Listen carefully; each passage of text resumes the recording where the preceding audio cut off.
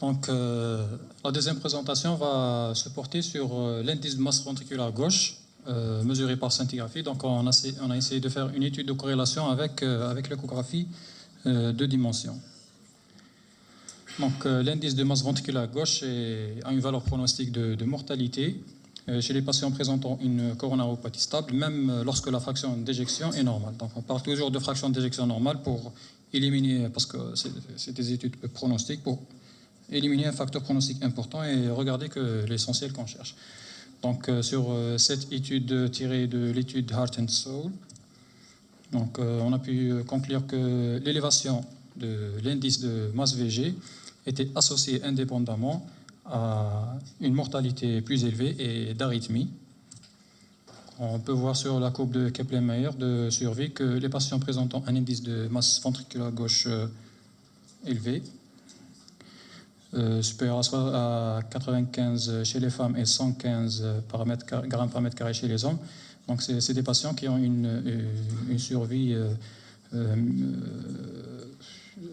médiocre par rapport aux patients qui n'ont pas d'hypertrophie ventriculaire gauche. Donc, le but de notre travail, c'est de voir la masse ventriculaire gauche donnée sur une scintigraphie dans la pratique quotidienne. Est-ce qu'on peut l'utiliser pour parler d'hypertrophie ventriculaire gauche? Donc, on a corrélé les valeurs de notre série à une échographie de dimension.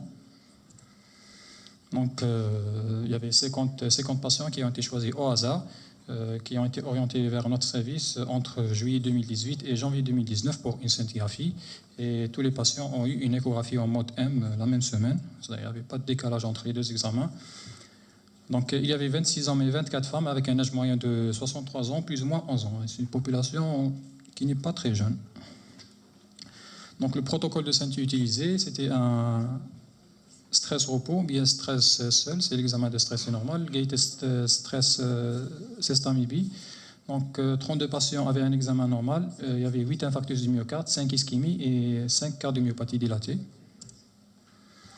Donc, juste un petit live sur le calcul de la masse VG sur la scintigraphie, comment ça se fait. Donc, c'est en faisant sortir les volumes. Les volumes sont... Comment on fait sortir les volumes sur une scintigraphie? C'est à travers le gated spectre. Donc, à travers le mouvement, on pourra définir, et l'épaississement, on pourra définir le centre du myocarde. Et à partir du centre du myocarde, on peut définir les limites épicardiques et endocardiques. Donc, ce qu'on voit ici. Donc, dès qu'on aura le volume épicardique, endocardique, on pourra tracer les limites du myocarde. Donc, en ayant les volumes, on pourra avoir la masse en multipliant le volume par la densité. Donc, ici, il y a un schéma explicatif plus simple. Donc, en ayant le volume épicardique de tout y compris le myocarde et la cavité, on fait une soustraction du volume endocardique pour avoir le volume myocardique, c'est-à-dire le volume du ventricule gauche. Donc, en multipliant le volume myocardique par la densité du myocarde qui est de 1,05 g par millilitre, on aura la masse VG exprimée en grammes. Donc, la masse ventriculaire gauche a été calculée dans notre étude automatiquement à travers le logiciel Corridor KDM, qui est un logiciel qui est validé et qui a été homologué suite à une comparaison avec l'IRM. L'étude a été publiée dans le Journal of Nuclear Medicine en 2003. Donc, voici deux exemples. La première patiente, c'est une patiente qui présente une hypertrophie ventriculaire gauche avec une masse VG élevée à 167. Deuxième patiente, c'est une patiente qui est normale avec une masse VG qui est plus ou moins normale. Donc, sur l'échographie, pour la méthodologie, la masse VG a été calculée sur l'échographie selon la méthode de Devreux par un cardiologue expérimenté, et une deuxième lecture a été faite pour tous les patients. Donc, on voit ici un exemple des limites prises sur l'échographie pour le calcul. C'est la méthode planaire. C'est la méthode qui est utilisée par la majorité des cardiologues. Parce que sur l'écho, pour le calcul de la masse VG, il y a cette méthode planaire qui est la plus utilisée. Il y a la méthode 2D, où on est obligé de faire plusieurs coupes. C'est une méthode qui prend beaucoup de temps. Et il y a la méthode avec l'écho 3D qui n'est pas vraiment disponible pour la pratique quotidienne. C'est pour ça qu'on a corrélé avec cette méthode. Donc, chez cette patiente qu'on a vue tout à l'heure, C'est la première patiente avec une masse VG élevée. Donc, sur l'écho, on a eu une valeur à 205. Sur la scintille, pour rappel, elle était à 167. Deuxième patiente, là où ça devient un peu intéressant pour la scintille, c'est une patiente qui est très peu échogène.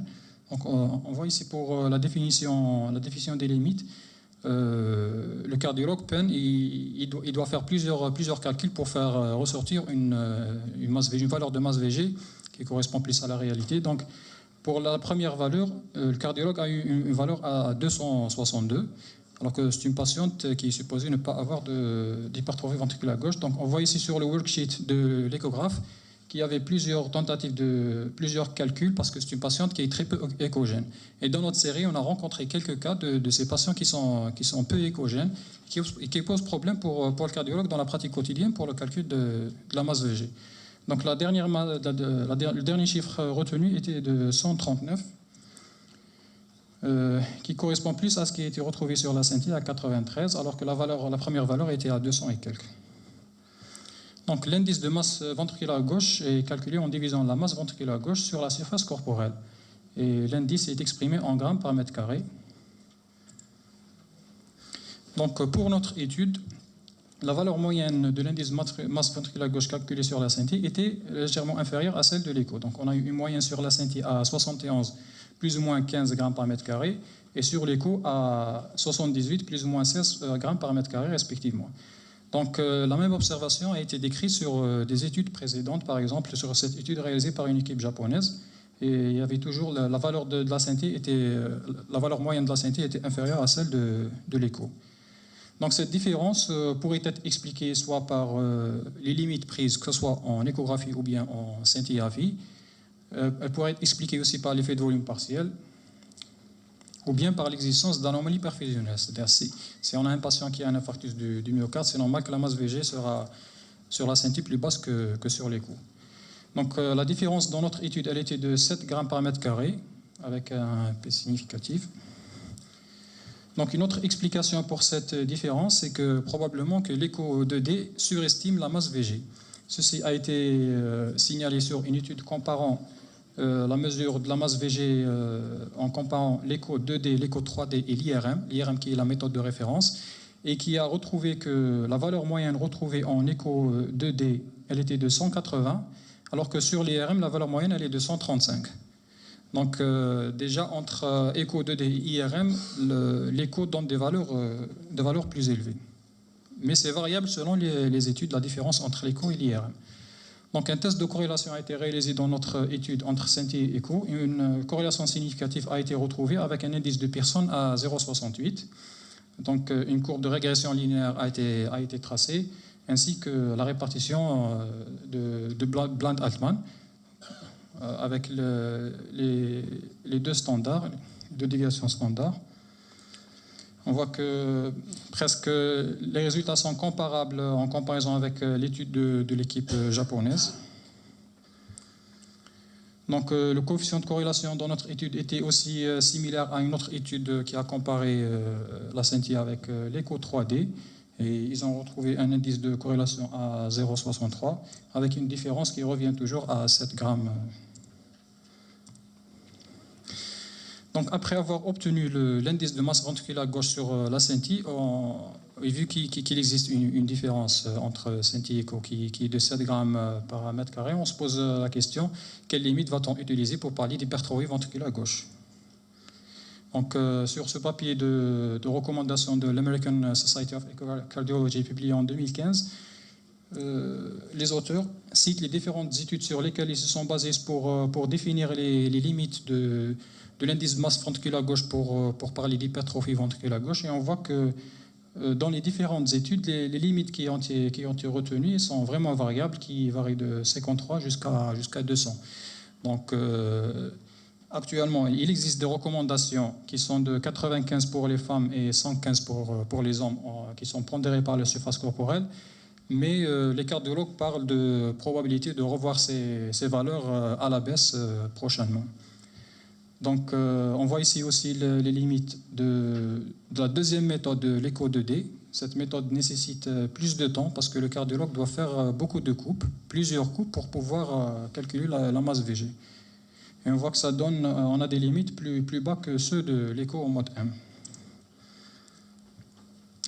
La même problématique a été posée dans une autre étude qui compare l'écho à l'IRM avec le problème d'indexation. C'est-à-dire à partir de quel cutoff on va parler d'hypertrophie ventriculaire gauche. Et les limites qui ont été retenues sur cette étude, selon les recommandations de l'ASE, de l'American Society of Echocardiography, comme on a parlé tout à l'heure, 115 chez l'homme et 95 grammes par mètre carré chez la femme. Mais pour l'IRM, CMR, les limites sont plus basses, 106 et 84. Il y a aussi la comparaison entre méthode 2D et 3D. La synthèse est une méthode 3D. L'écho en mode M, c'est une méthode 2D. Donc, ça pourrait expliquer aussi la différence de ces valeurs. Donc, dans notre étude, on a constaté une hypertrophie ventriculaire gauche chez 2 patients en utilisant les valeurs quand même de l'écho en mode M. Donc, il y avait 2 hypertrophies sur la synthèse et 3 sur l'écho. Donc, une incidence de 4 et 6% respectivement, une différence de 2%, mais qui est statistiquement non significative, vu que le PA est à 0,64.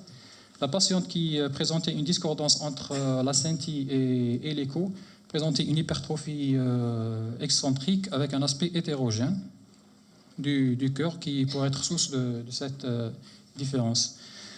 Donc, en conclusion, à l'instar d'études antérieures sur l'indice de masse ventriculaire gauche, sa valeur calculée sur la synthèse serait corrélée de façon significative avec l'écho. Donc, la synthèse pourrait représenter un complément de détection d'hypertrophie ventriculaire gauche, notamment chez les patients peu échogènes qui posent problème pour l'écho. Merci.